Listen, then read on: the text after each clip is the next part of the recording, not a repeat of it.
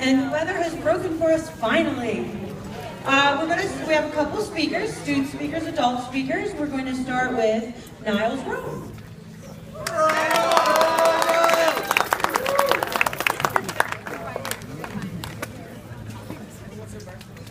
I'm kind of nervous, okay?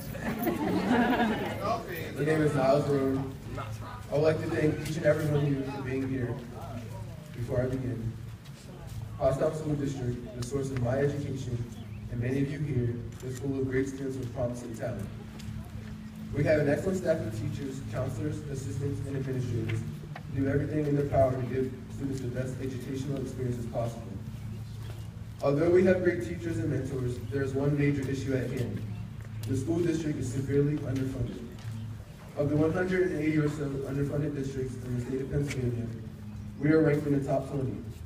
Not top 20 for the least underfunded, but top 20 for the most underfunded. A school district's funding derives largely from taxes and homes in the local area. A large problem is that many homes and buildings in Pottstown are not taxable and/or valuable. Another factor is Pottstown's small size, which limits the amount of homes and buildings in our jurisdiction.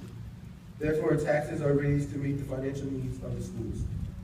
The money that we do receive is not enough to meet some of the most dire needs of the district. This puts my peers and myself at a disadvantage in comparison to students from schools that have adequate funding. It is not fair that students at Pottstown are set below the bar in regards to receiving resources for education. Funding is so low in the district that there are not teachers available to instruct a number of classes. I can recall some of my peers and myself being frustrated because physics was not available. Classes such as this and AP Chemistry, which also did not run, are important to have taken in high school for students interested in the science field. There are many school districts nearby that do not have this issue because they have the funding for resources and more teachers.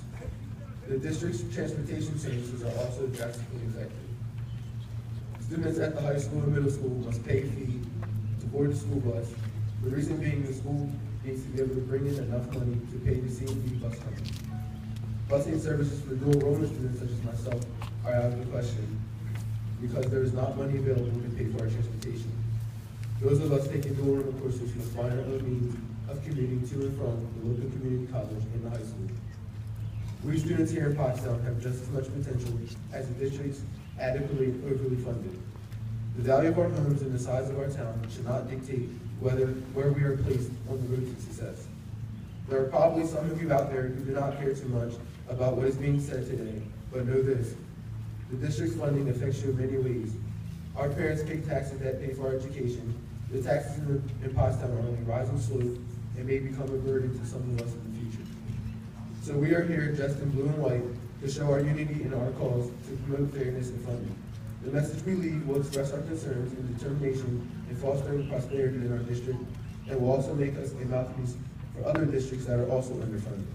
Our efforts today and in the near future will hopefully create a ripple effect and lead to more fair funding for all schools.